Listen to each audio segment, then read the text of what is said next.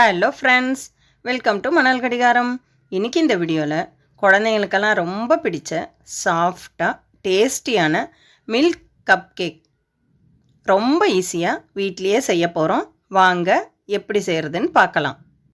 Cup cake செய்கிறதுக்கு ஒரு பவுலில் 2 முட்டை உடச்சி சேர்த்துக்கலாம். கூடவே 1/2 டீஸ்பூன் வெண்ணிலா எசன்ஸ் சேர்த்துக்கலாம். ஒருவேளை வெண்ணிலா எசன்ஸ் உங்ககிட்ட இல்லைன்னா 1/2 டீஸ்பூன் ஏலக்காய் தூள் சேர்த்துக்கோங்க. இதெல்லாம் சேர்த்துட்டு ஒரு முறை நல்லா கலந்து விட்டுக்கலாம். இப்போ இது கூடவே ஒரு கப்பு சர்க்கரை சேர்த்துக்கலாம். இந்த சர்க்கரையோட அளவு 100 கிராம்.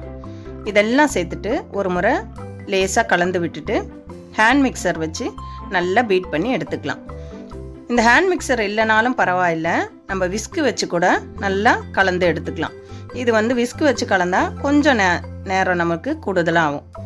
இந்த மாதிரி நல்லா நுர வருது பாருங்கள், இந்த மாதிரி நல்லா பீட் பண்ணி எடுத்துக்கலாம்.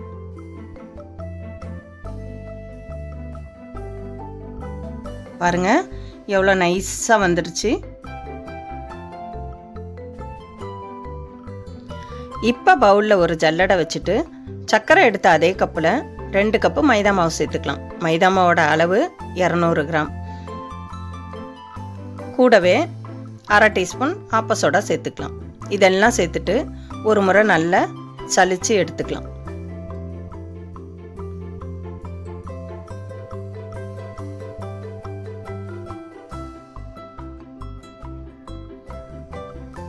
இப்போ சர்க்கரை எடுத்த அதே கப்பில் ஒரு கப்பு பால் எடுத்து 3 பகுதியாக பிரித்து சேர்த்துக்கலாம். நான் இப்போ ஒரு முறை கொஞ்சமாக சேர்த்துருக்கேன். சேர்த்துட்டு விஸ்கு வச்சு இந்த மாதிரி ஒரே வாக்கில் வர மாதிரி நல்லா கலந்து விட்டுக்கலாம். இப்போ 2வது பகுதி பாலும் சேர்த்துக்கலாம். இந்த மாதிரி கொஞ்சம் கொஞ்சமாக சேர்த்தாதான் இந்த மாவு நல்லா முட்டையோட மிக்ஸ் ஆகி வரும். இல்லைன்னா அங்கங்கே கட்டி கட்டியாக இருக்கும்.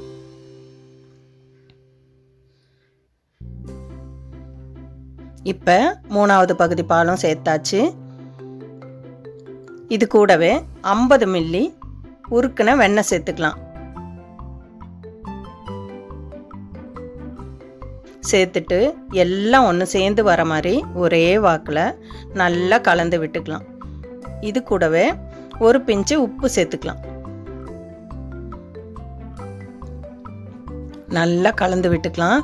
எடுத்து இந்த மாதிரி பார்க்கும்போது மாவு நல்லா நைஸாக விழுகணும், கட்டிகள் இல்லாமல் இருக்கணும். அப்போ தான் கேக்கு நல்லா சாஃப்டாக வரும்.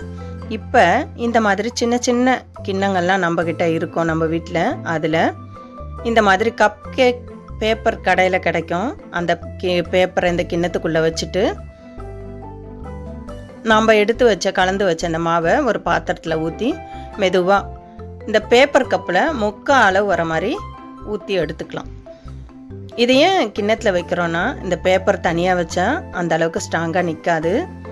அதனால் நான் கிண்ணத்தில் வச்சுருக்கேன். ஒருவேளை இந்த பேப்பர் இல்லைனாலும் பரவாயில்ல, கிண்ணத்துலேயே கொஞ்சமாக எண்ணெய் தடவிட்டு இந்த கிண்ணத்தில் கூட நீங்கள் ஊற்றி வேக வச்சு எடுக்கலாம். இப்போ ஒரு பாத்திரத்தில் வெந்நீர் நல்லா சலசலன்னு கொதிச்சிட்ருக்கு. இப்போ இதில் ஒரு ரிங்கு வச்சுட்டு ஸ்டீமர் பிளேட்டை இது உள்ளே வச்சுக்கலாம். இப்போ நம்ம கேக் பேட்டர் ஊற்றி வச்ச கப்புகளை ஒன்று ஒன்றா இதில் அடுக்கி வச்சுக்கலாம்.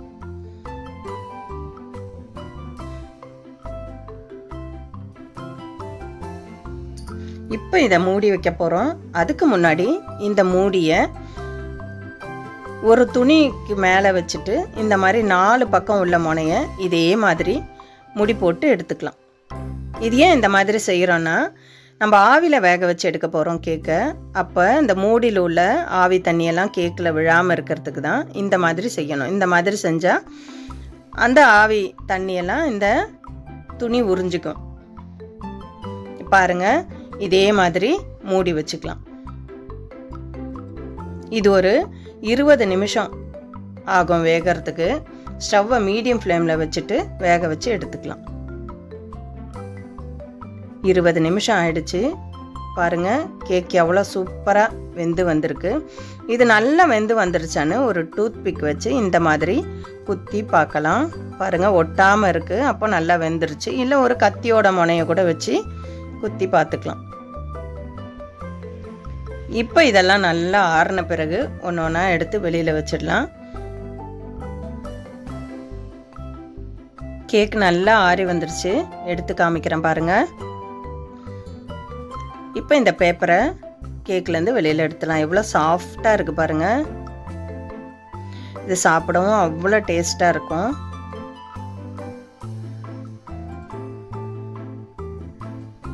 ரெண்டு முட்டை இருந்தால் போதும், சூப்பராக நாமளும் கேக் செஞ்சிடலாம். எவ்வளோ சூப்பராக இருக்குது பாருங்கள். கேக் பிடிக்காத குழந்தைங்களே இருக்க மாட்டாங்க. கண்டிப்பாக நீங்களும் இதே மாதிரி செஞ்சு கொடுத்தீங்கன்னா விரும்பி சாப்பிடுவாங்க.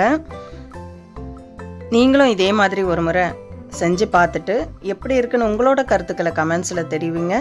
வீடியோவை லைக் பண்ணுங்கள், ஷேர் பண்ணுங்கள், சப்ஸ்கிரைப் பண்ணுங்கள். மறக்காமல் பக்கத்தில் உள்ள பெல் ஐக்கானையும் கிளிக் பண்ணிக்கோங்க. மற்றும் ஒரு வீடியோவில் சந்திக்கலாம். நன்றி, வணக்கம்.